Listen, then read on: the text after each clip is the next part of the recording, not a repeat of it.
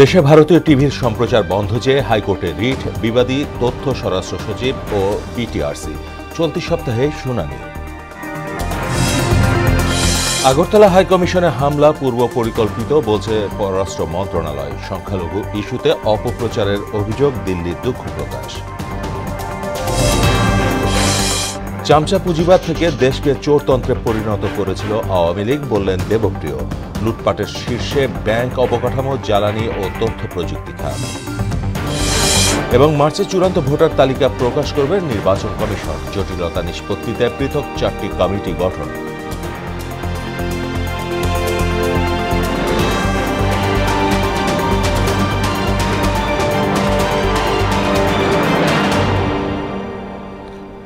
আসসালামু আলাইকুম, সবাইকে মোহনা সংবাদে স্বাগত। শুনছিলেন শিরোনাম, সঙ্গে আছি মাহমুদ হোসেন। এবার বিস্তারিত। দেশে ভারতীয় টিভি চ্যানেলের সম্প্রচার বন্ধ চেয়ে হাইকোর্টে রিট দায়ের করা হয়েছে। সোমবার সুপ্রিম কোর্টের আইনজীবী এখলাস উদ্দিন ভূঁইয়া হাইকোর্টের সংশ্লিষ্ট শাখায় রিটটি দায়ের করেন। তিনি জানান, চলতি সপ্তাহেই রিট আবেদনটির ওপর শুনানি হতে পারে। রিটে কেবল টেলিভিশন নেটওয়ার্ক পরিচালনা আইন 2006 এর 19 ধারা মোতাবেক ভারতীয় সব টিভি চ্যানেলের সম্প্রচার নিষিদ্ধ করতে বলা হয়েছে। তথ্য সচিব, স্বরাষ্ট্র সচিব, বাংলাদেশ টেলিকমিউনিকেশন রেগুলেটরি কমিশন সহ সংশ্লিষ্টদের রিটে বিবাদী করা হয়েছে। এছাড়া রুলে বাংলাদেশে ভারতীয় টিভি চ্যানেলের সম্প্রচার বন্ধে কেন নির্দেশনা দেয়া হবে না তা জানতে চেয়ে রুল জারিরও আর্জি জানানো হয়েছে। ভারতের আগরতলায় সরকারি হাইকমিশনে হামলার ঘটনায় ক্ষুব্ধ প্রতিক্রিয়া জানিয়েছে বাংলাদেশ। সোমবার এক বিবৃতিতে পররাষ্ট্র মন্ত্রণালয় জানিয়েছে, আগরতলার হিন্দু সংগ্রাম সমিতির বিক্ষোভকারীদের সহিংস হামলায় বাংলাদেশ সরকার ক্ষুব্ধ। হামলাকারীদের অবস্থান দেখে ধারণা পাওয়া যায় এ হামলা পূর্ব পরিকল্পিত এবং এটি চালানোর সুযোগ করে দেয়া হয়েছে। স্থানীয় আইন প্রয়োগকারী সংস্থার উপস্থিতিতে বিক্ষোভকারীরা পতাকা টাঙানোর পুল ভেঙে ফেলে এবং বাংলাদেশের জাতীয় পতাকার অবমাননা করে। এছাড়া সহকারী হাইকমিশনের ভেতরেও ভাঙচুর চালায়। সরকার ধর্মীয় সংখ্যালঘুদের অধিকার রক্ষায় সচেষ্ট জানিয়ে পররাষ্ট্র উপদেষ্টা তৌহিদ হোসেন বলেছেন, বাংলাদেশে কোনো খারাপ পরিস্থিতি নেই, তবে ভারতসহ আন্তর্জাতিক কিছু মিডিয়া সংখ্যালঘু ইস্যুতে অপপ্রচার চালাচ্ছে। সোমবার বিকেলে ধর্মীয় সংখ্যালঘু নির্যাতনের বিষয়ে অপপ্রচার নিয়ে বিদেশি কূটনীতিকদের সামনে সরকারের অবস্থান ব্যাখ্যা করেন তিনি। রংপুর প্রতিনিধি শফিউল করিম শফিকের সহায়তায় SU সেলিমের প্রতিবেদন। বাংলাদেশে সংখ্যালঘু নির্যাতন নিয়ে ভারতীয় সহ কয়েকটি আন্তর্জাতিক গণমাধ্যমে অপপ্রচার নিয়ে রাষ্ট্রীয় অতিথি ভবন পদ্মায় বিভিন্ন দেশের কূটনীতিকদের কাছে সরকারের অবস্থান তুলে ধরেন পররাষ্ট্র উপদেষ্টা তৌহিদ হোসেন। বৈঠক শেষে সাংবাদিকদের ব্রিফ করেন তিনি। সরকার ধর্মীয় সংখ্যালঘুদের অধিকার রক্ষায় সচেষ্ট জানিয়ে এই ইস্যুতে বৈশ্বিক অপপ্রচার চলছে বলে জানান তিনি। ভারতীয় মিডিয়ার যে বক্তব্য সেটাকে ধরে কিন্তু আবার অনেকে অন্যান্য মিডিয়াতেও সেটা গ্লোবাল ক্যাম্পেইনটা চলছে, কিন্তু একটা বিশেষ গোষ্ঠী তারা চেষ্টা করতেছে সবখানে তারা কিন্তু করার চেষ্টা করছে। সংখ্যালঘু ইস্যুতে ভারতের প্রধানমন্ত্রী মোদির হস্তক্ষেপ কামনা সহ বাংলাদেশে জাতিসংঘ শান্তিরক্ষী বাহিনী মোতায়েনে পশ্চিমবঙ্গের মুখ্যমন্ত্রী মমতা ব্যানার্জির বক্তব্য নিয়ে সাংবাদিকদের প্রশ্নের জবাব দেন পররাষ্ট্র উপদেষ্টা। ব্যক্তিগতভাবে মনে করি যে এটা তার জন্য খুব সঠিক পদক্ষেপ না। পশ্চিমবঙ্গের রাজনীতিতে তার অবস্থানের জন্য এটা হয়তো সহায়ক হবে। এদিকে রংপুরের পীরগঞ্জে শহীদ আবু সাইদের কবর জিয়ারত ও পরিবারের সদস্যদের সাথে সাক্ষাৎ শেষে স্বরাষ্ট্র উপদেষ্টা জাহাঙ্গীর আলম চৌধুরী অভিযোগ করেন, সংখ্যালঘু ইস্যুতে মিথ্যা প্রচারণা চালাচ্ছে ভারতীয় মিডিয়া। পার্শ্ববর্তী দেশের মিডিয়া আমগো সম্বন্ধে অনেক মিথ্যা প্রচার করে, আপনারা সত্যি ঘটনা প্রকাশ করে আপনারা মিথ্যাটাকে বন্ধ করে দিতে পারেন। যারা আপনি এই যে মিথ্যা ঘটনা রটাচ্ছে তাদের মুখে সে সময় চুলকালি পড়বে। দেশের উন্নতির জন্য এবং আইনশৃঙ্খলা পরিস্থিতি নিয়ন্ত্রণে সবাইকে একযোগে কাজ করার আহ্বান জানান তিনি। আমাদের সবারই কিন্তু একযোগে কাজ করতে হবে। SU সেলিম, মোহনা সংবাদ। সবকিছুই কিন্তু ভারতের আগরতলায় বাংলাদেশি সহকারী হাইকমিশনে হামলা চালিয়েছে হিন্দু সংগ্রাম সমিতির সমর্থকরা। এ ঘটনাকে দুঃখজনক বলে বর্ণনা করেছে ভারতের পররাষ্ট্র মন্ত্রণালয়। এদিকে বাংলাদেশে সাম্প্রতিক পরিস্থিতিতে জাতিসংঘকে শান্তিরক্ষী পাঠানোর প্রস্তাব দিয়েছেন পশ্চিমবঙ্গের মুখ্যমন্ত্রী মমতা বন্দ্যোপাধ্যায়। ইশতিয়াক হোসেনের ডেস্ক রিপোর্ট। ভারতের উত্তর পূর্বাঞ্চলীয় ত্রিপুরা রাজ্যের উত্তর আগরতলায় বাংলাদেশের সহকারী হাইকমিশনে হামলা চালিয়েছে হিন্দু সংগ্রাম সমিতির সমর্থকরা। সোমবার বিক্ষোভকারীরা সহকারী হাইকমিশনের ভিতরে ঢুকে বাংলাদেশের পতাকা নামিয়ে তাতে আগুন ধরিয়ে দেওয়ার পাশাপাশি ব্যাপক ভাঙচুরও চালায়। গত কয়েকদিন ধরেই আগরতলায় বিক্ষোভ সমাবেশ করছিল সংগঠনটি। এই ঘটনাকে দুঃখজনক বলে বর্ণনা করেছে ভারতের পররাষ্ট্র মন্ত্রণালয়।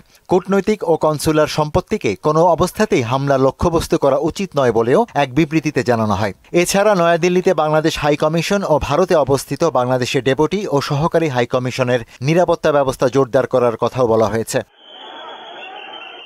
এদিকে সাম্প্রতিক পরিস্থিতিতে জাতিসংঘকে বাংলাদেশে শান্তিরক্ষী পাঠানোর প্রস্তাব করেছেন পশ্চিমবঙ্গের মুখ্যমন্ত্রী মমতা ব্যানার্জি। এই ইস্যুতে জাতিসংঘের সঙ্গে আলোচনার জন্য কেন্দ্রীয় সরকারের প্রতি আহ্বানও জানান তিনি। গত কয়েকদিন ধরেই বাংলাদেশের সংখ্যালঘু নির্যাতনের মিথ্যে অভিযোগে পশ্চিমবঙ্গ ও উত্তর পূর্ব ভারতে আন্দোলন করছে ভারতীয় জনতা পার্টি সহ হিন্দুত্ববাদী সংগঠনগুলো। ইশতিয়াক হোসেন, মোহনা সংবাদ। বহিষ্কৃত ইসকন নেতা চিন্ময় কৃষ্ণ দাস ইস্যুতে পশ্চিমবঙ্গের বিজেপি নেতা শুভেন্দু অধিকারীর কর্মকাণ্ড আমলে না নেওয়া উচিত বলে মনে করেন সাধারণ মানুষ। এতে সায় জানিয়ে আন্তর্জাতিক সম্পর্ক বিশ্লেষক অধ্যাপক লাইলুফার ইয়াসমিন বলেছেন, সস্তা জনপ্রিয়তার জন্য উস্কানিমূলক কর্মকাণ্ড করছেন শুভেন্দু অধিকারী। এতে দৃষ্টি না দিয়ে বাংলাদেশের উচিত ভারতের কেন্দ্রীয় সরকারের মতামতে মনোযোগী হওয়া। কাজী শাহরিনের বিশেষ প্রতিবেদন। সম্মিলিত সনাতনী জাগরণ জোটের মুখপাত্র চিন্ময় কৃষ্ণ দাসের গ্রেফতার ও সংখ্যালঘুদের ওপর কথিত হামলার ঘটনা নিয়ে ভারতের প্রধান হিন্দুত্ববাদী দল বিজেপির পশ্চিমবঙ্গ নেতারা কর্মী সমর্থকদের নিয়ে আন্দোলন করছেন। এদেরই একজন শুভেন্দু অধিকারী। চিন্ময় দাসকে মুক্তি না দিলে বাংলাদেশ সীমান্ত বন্ধ করে দেওয়ার হুমকি দেন বিধানসভার এই বিরোধী দলনেতা। এমনকি কর্মী সমর্থক ও সাঙ্গপাঙ্গদের নিয়ে কলকাতায় বাংলাদেশ হাইকমিশন ঘেরাও কর্মসূচিও পালন করেন তিনি। ভারত বিরোধী কথা বলা বন্ধ করুন। তার এমন আচরণে কড়া প্রতিক্রিয়া জানিয়েছেন বাংলাদেশের সাধারণ মানুষ। প্রতিবেশী দেশের একটি বিচারাধীন বিষয়ে রাজ্যের কোনো বিরোধী নেতার এমন উশৃঙ্খল আচরণ ঠিক নয় বলে মনে করেন তারা। ভারত যেটা চাচ্ছে আমাদের বাংলাদেশকে ঘেরাও করার জন্য, সীমান্ত ঘেরাও করার জন্য, এটা আমরা বাংলাদেশ তো এটা আমরা কখনো মেনে নেব না। মুখে একজন বললো যে এটা বাংলাদেশের সীমান্ত অতিক্রম বন্ধ করে দিবে, কিন্তু এটা তো মুখে বললেই হয়ে যাবে না। চিন্ময় দাস সে যদি দোষী হয় তাহলে আমাদের আইন আদালত আইনি প্রক্রিয়া সে এটাকে সে প্রুভ করুক। এইভাবে তো একটা রাজনৈতিক বা আপনি সাম্প্রদায়িক ইস্যু নিয়ে মন্তব্য করা ঠিক হয় না। ইন্ডিয়া সরকার তো কোনো আর কথা বলেনি, এটা ওনার একান্ত ব্যক্তিগত, উনি ব্যক্তিগতভাবে হয়তো ওনার নিজ থেকে সেই কথাটা বলছে। 28টি রাজ্য ও কেন্দ্রশাসিত অঞ্চলের বিশাল দেশ ভারতের রাজধানী দিল্লি। ফলে আন্তর্জাতিক কোনো বিষয়ে কেবল কেন্দ্রীয় সরকারের মতামত জানানোর এখতিয়ার আছে বলে মনে করেন বিশেষজ্ঞরা। দিল্লি থেকে কিন্তু এই ধরনের কোনো ইনসেন্ডিয়ারি বা উত্তেজক কোনো কথা কিন্তু বলা হয়নি। সেক্ষেত্রে আমার মনে হয়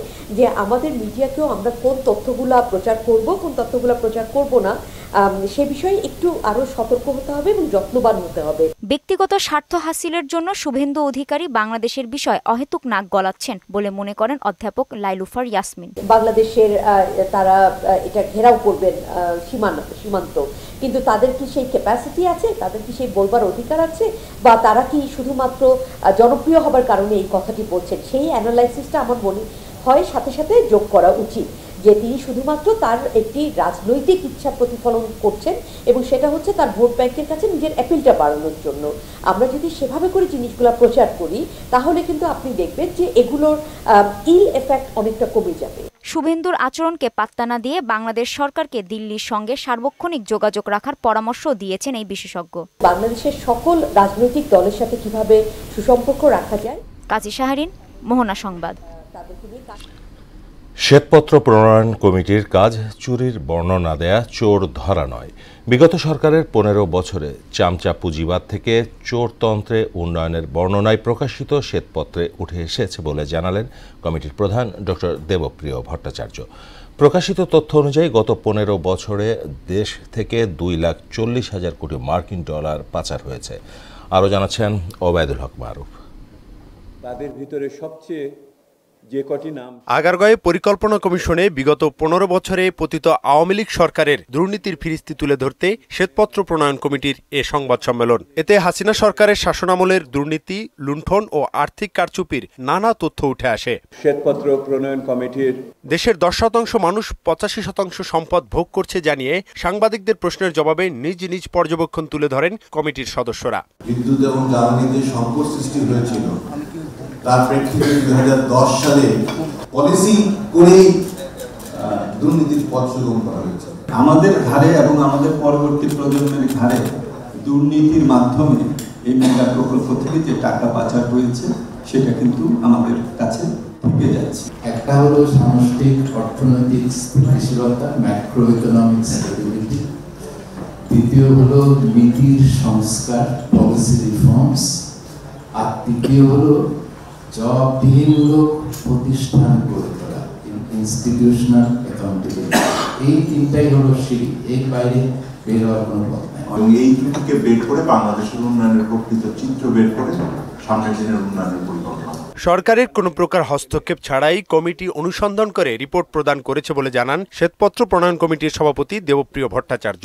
চামচা পুঁজিবাদের থেকে কিভাবে চোরতন্ত্রে চলে গেল, আপনার নির্বাহী বিভাগ বলেন অথবা আপনি বিচার বিভাগ বলেন, তারা সকলে যখন গোষ্ঠীবদ্ধভাবে একটি চুরির অংশ হয়ে যায় সেটাই তখন চোরতন্ত্র। এই 3টি নির্বাচন এইটা বিষবৃক্ষ সৃষ্টি করেছে এই চোরতন্ত্রের। সরকারের পক্ষ থেকে যেই সমস্ত পদক্ষেপগুলো নেওয়া হয়েছে তার একটি সুনির্দিষ্ট পেশাগত বিস্তারিত বিবরণ জনসমক্ষে দিলে পরে লোকের কাছে বোধগম্য হবে আসলে এই সরকার এই পদ্ধতিতে কি নিয়েছে। দেশের জন্য অবদান রাখতে কমিটি নিঃস্বার্থভাবে কাজটি করেছে বলেও জানান দেবপ্রিয়। তারা সকলেই কিন্তু বিনা পারিশ্রমিকে কাজ করেছেন। ওবায়দুল হক মারুফ, মোহনা সংবাদ, ঢাকা। সামনের নির্বাচন অনেক কঠিন হতে যাচ্ছে বলে মন্তব্য করেছেন বিএনপির ভারপ্রাপ্ত চেয়ারম্যান তারেক রহমান। সোমবার খুলনা প্রেস ক্লাবে রাষ্ট্র মেরামতে বিএনপির 31 দফা সংস্কার বিষয়ক কর্মশালায় ভার্চুয়ালি যুক্ত হয়ে তিনি এ মন্তব্য করেন। এ সময় তারেক রহমান নেতাকর্মীদের উদ্দেশ্যে বলেন, নেতাকর্মীদের সকল কর্মকাণ্ড হচ্ছে বিএনপির আগামী দিনের পুঁজি। এ অবস্থায় সকল নেতাকর্মীকে জনগণের পাশে থাকার আহ্বানও জানান তিনি। সামনের যে নির্বাচন আমরা ফেস করতে যাব, হতে পারে আমাদের একটি প্রধান প্রতিপক্ষ অনেক দুর্বল হয়ে গেছে, তারপরেও এই নির্বাচন বাংলাদেশের যে কোনো নির্বাচনে থেকে অনেক কঠিন নির্বাচন হতে যাচ্ছে। আমরা যদি কেউ কোনো বিগত 3-4 মাসে ভুল করেও থাকি, আপনার আশেপাশের নেতাকর্মীরা যদি কেউ ভুল করে থাকে, প্রিয় সহকর্মীবৃন্দ, একজন নেতা হিসেবে আপনার এটি অবশ্যই দায়িত্ব তাদেরকে সঠিক পথে নিয়ে আসা, তাদেরকে সচেতন করা, তাদেরকে সতর্ক রাখা। আওয়ামী লীগ গত 16 বছর ধরে বিএনপিকে নির্মূলের পায়তারা করছিল বলে অভিযোগ করলেন দলের স্থায়ী কমিটির সদস্য আমির খসরু মাহমুদ চৌধুরী। আর 21শে আগস্ট গ্রেনেড হামলা মামলায় হাইকোর্টের রায়ে বিচার বিভাগের স্বাধীনতা ফিরেছে বলে মন্তব্য করেছেন দলটির স্থায়ী কমিটির সদস্য হাফিজউদ্দিন আহমেদ। আরও জানাচ্ছেন তানজিদ ভুইয়া।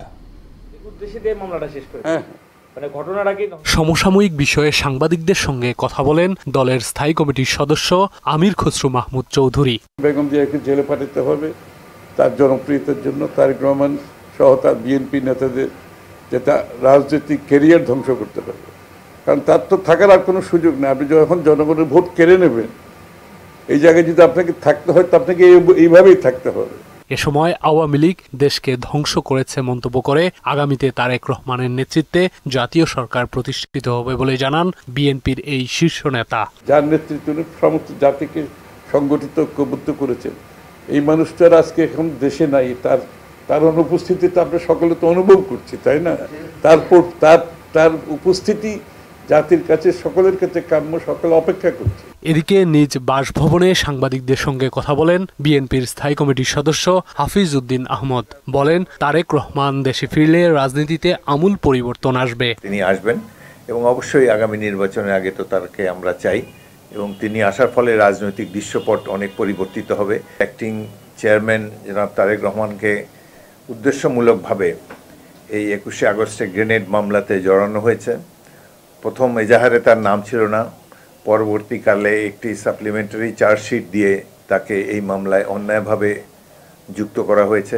অন্যদিকে পতিত আওয়ামী লীগ রাজনৈতিক মামলা দিয়ে তারেক রহমান সহ বিএনপিকে ধ্বংস করতে চেয়েছিল বলে অভিযোগ করলেন ব্যারিস্টার কায়সার কামাল। শেখ হাসিনা ওয়াজেদ বা আওয়ামী লীগ তারাই কখনোই চাননি যে 21শে আগস্টের এই হিনিয়াস ক্রাইমটার সুষ্ঠু বিচার হোক, সুষ্ঠু তদন্ত হোক। জনাব তারেক রহমান সাহেব চাচ্ছেন ওনার প্রত্যেকটা মামলায় আইনগত পদক্ষেপ নেওয়ার মাধ্যমে নিষ্পত্তি হোক। যে কারণে আমি বলছি যে দেশে আসার সাথে মামলার সম্পর্ক নাই। আইনি প্রক্রিয়ার মাধ্যমেই তিনি দেশে ফিরবেন বলেও জানান এই আইনজীবী। মামলার সাথে ওনার দেশে আসার কোনো সম্পর্ক নেই, কারণ প্রত্যেকটা মামলায় বানোয়াট, মিথ্যা। তানজিদ ভুইয়া, মোহনা সংবাদ, ঢাকা। গত 15 বছর এ জাতি জিম্মি দশায় ছিল উল্লেখ করে পতিত সরকার গুম, খুন, লুণ্ঠন ও দেশের টাকা বিদেশে পাচারে লিপ্ত ছিল বলে মন্তব্য করেছেন জামায়াতের আমির ডাক্তার শফিকুর রহমান। সোমবার মাদারীপুরে এক পথসভায় এসব কথা বলেন তিনি। 15 বছর এই জাতি জিম্মি দশায় ছিল। মানুষ খুন হয়েছে, গুম হয়েছে, মানুষের ইজ্জত নষ্ট হয়েছে, সম্পদ লুণ্ঠন হয়েছে, দেশের টাকা বিদেশে পাচার করা হয়েছে। কারা করেছে? আমার দেশের কৃষক শ্রমিক। তারা করেছেন যারা উচ্চ তলায় থাকেন, তারা যাদেরকে মানুষ শাসক বানায়নি, নিজেই শাসক হয়েছিলেন তারা। 1 জানুয়ারি 17 লাখ নতুন ভোটার তালিকাভুক্ত হবেন, আর মার্চে বাড়ি বাড়ি গিয়ে ভোটার তালিকা হালনাগাদ করে চূড়ান্ত তালিকা প্রকাশ করবে নির্বাচন কমিশন। সোমবার নির্বাচন ভবনে 14দশ কমিশনের প্রথম সভা শেষে এ তথ্য জানান ইসি কমিশনার আবুল ফজল সানাউল্লাহ। বিদ্যমান জটিলতা নিষ্পত্তিতে পৃথক 4টি কমিটি করা হয়েছে বলেও জানান তিনি। বিস্তারিত মনিরুল ইসলামের প্রতিবেদনে। ভোটার তালিকা হালনাগাদ, জাতীয় সংসদের সীমানা নির্ধারণ, জটিলতা নিরসন সহ সুনির্দিষ্ট 4টি বিষয় নিয়ে বৈঠক করে নির্বাচন কমিশন। দায়িত্ব গ্রহণের পর নাসিরউদ্দিন কমিশনের এটিই প্রথম বৈঠক। বেলা 11টায় নির্বাচন ভবনে সিইসি এএমএম নাসিরউদ্দিনের সভাপতিত্বে শুরু হওয়া বৈঠক চলে টানা 3.5 ঘণ্টা। এতে অংশ নেন 4 কমিশনার আনোয়ারুল ইসলাম সরকার, আব্দুর রহমানুল মাসুদ, তহমিদা আহমদ ও আবুল ফজল সানাউল্লাহ। এ 4 জনকে প্রধান করে গঠিত হয় পৃথক 4 কমিটি।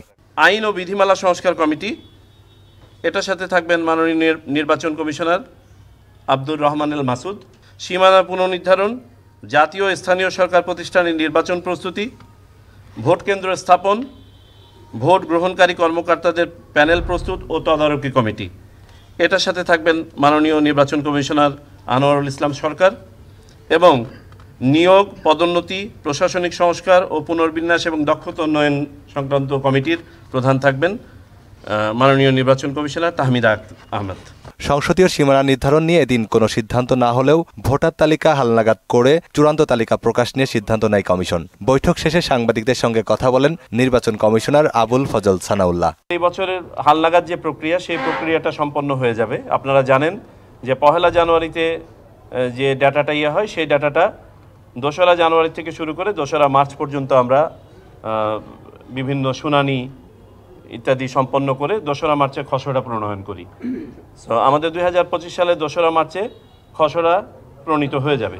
বাড়ি বাড়ি গিয়ে ভোটারদের তথ্য সংগ্রহ করার মাধ্যমে একটি পূর্ণাঙ্গ তালিকা নিশ্চিত হবে বলেও জানান তিনি। আমরা যখন বাড়ি বাড়ি যাব, তখন আমাদের মৃত যে ইয়েরা ছিলেন পুরনো ভোটার, তাদেরকে বাদ দেওয়াটা সহজ হবে। কোথাও কোনো ডুপ্লিকেশন থাকলে বা অপরাপর কোনো ধরনের ডিসক্রিপেন্সি থাকলে সেগুলো আমরা হয়তো কাটিয়ে উঠতে পারবো। তথ্য সংগ্রহ সহ যাবতীয় কার্যক্রম সম্পন্ন করতে 6 মাসের মতো সময় লাগবে বলেও জানান সানাউল্লাহ। জাতীয় পরিচয়পত্র, ভোটার তালিকা। মনিরুল ইসলাম, মোহনার সংবাদ, ঢাকা। বিজয়ের মাস, ডিসেম্বর প্রসঙ্গ।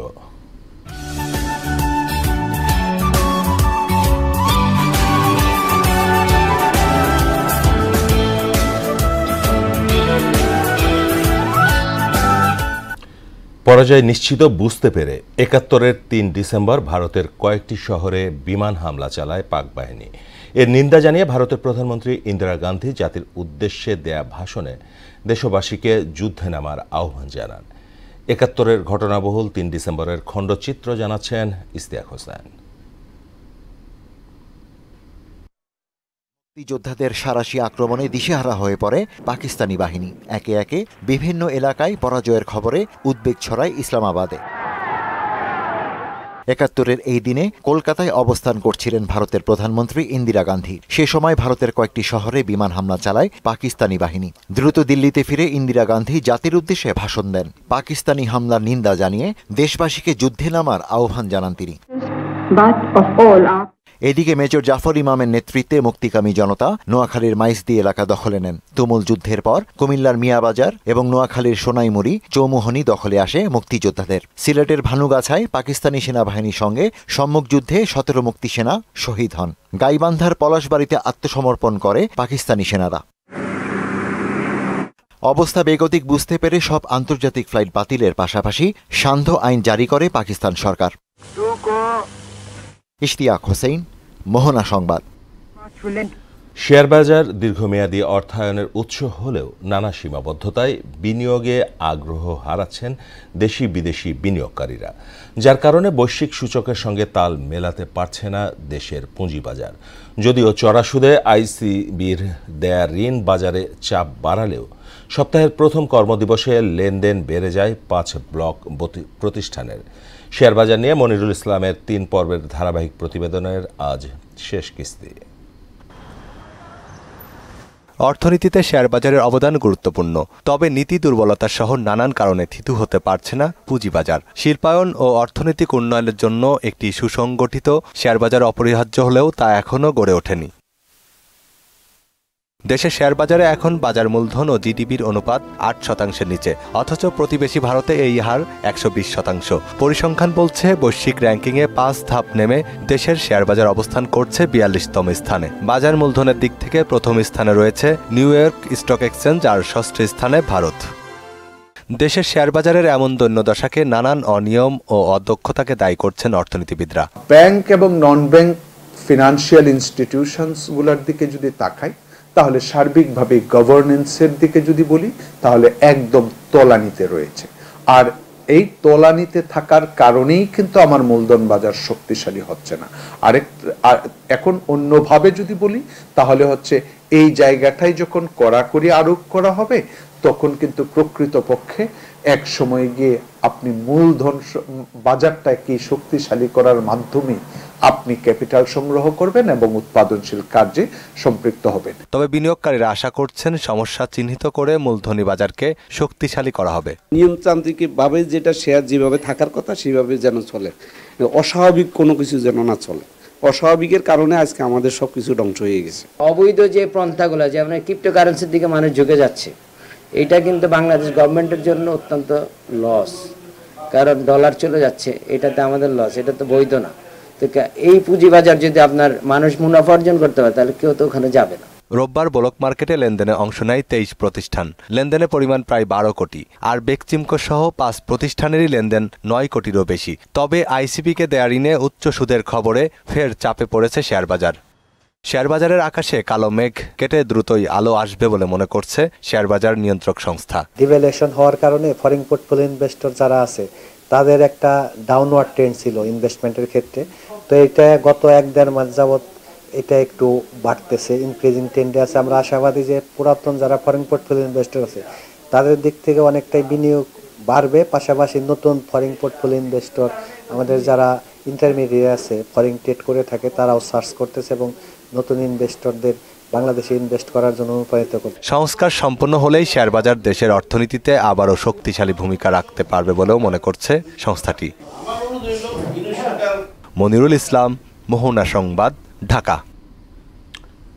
জুলাই আগস্টে গণহত্যার অভিযোগে মানবতাবিরোধী অপরাধ মামলায় আওয়ামী লীগ নেতা আমির হোসেন আমু ও কামরুল ইসলামকে আগামী 4 ডিসেম্বর হাজির করার নির্দেশ দিয়েছেন আন্তর্জাতিক অপরাধ ট্রাইব্যুনাল।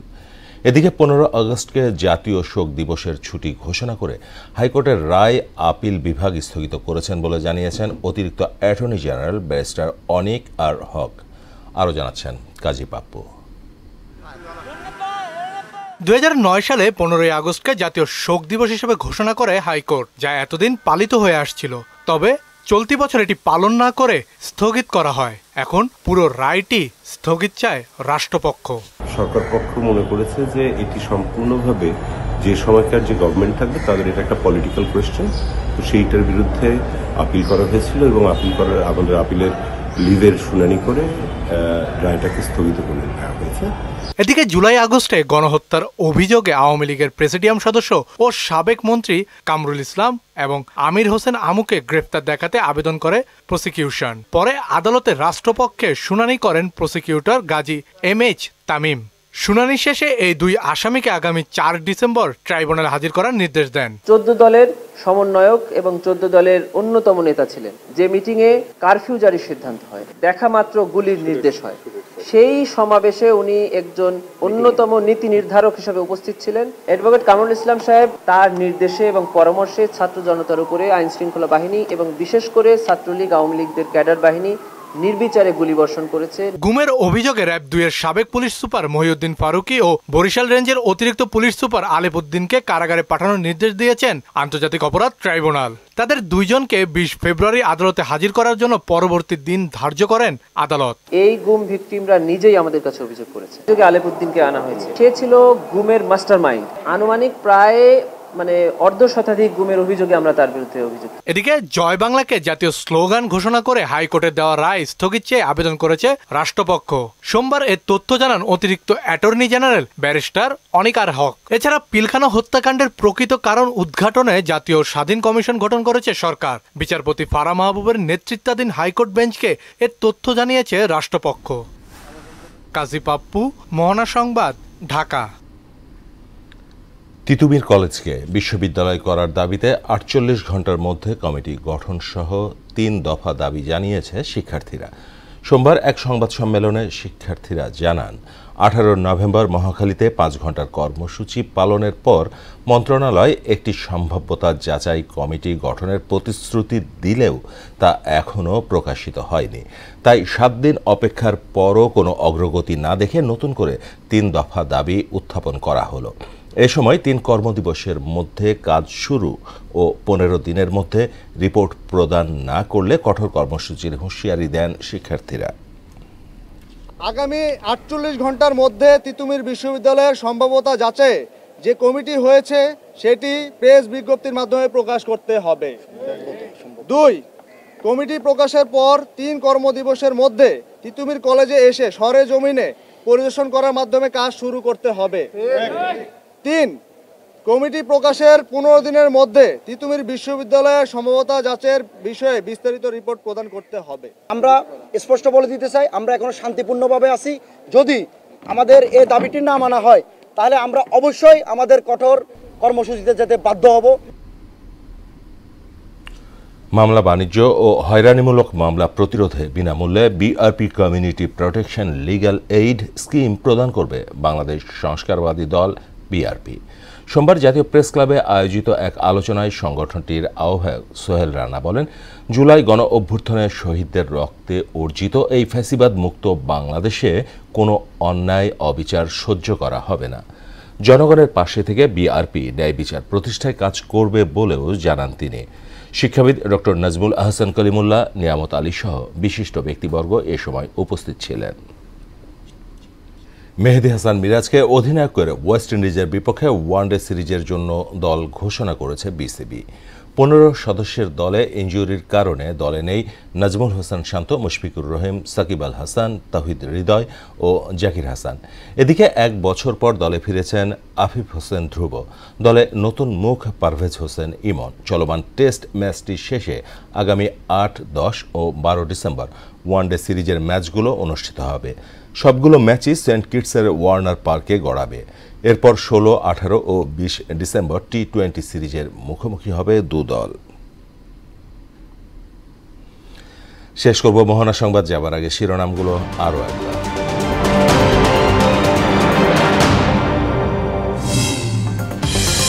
দেশে ভারতীয় টিভির সম্প্রচার বন্ধ চেয়ে হাইকোর্টের রিট, বিবাদী তথ্য স্বরাষ্ট্র সচিব ও বিটিআরসি।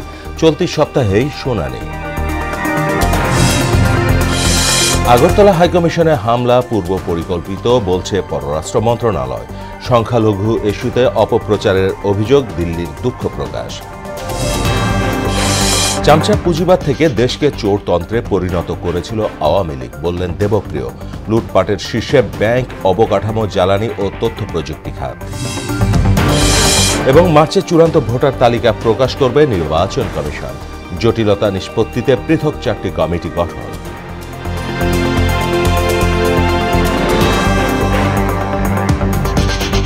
এই ছিল মোহনা সংবাদে। মোহনার সবশেষ খবর জানতে ভিজিট করুন www.mohana.tv। সংবাদ দেখতে পারেন ফেসবুক ও ইউটিউবে।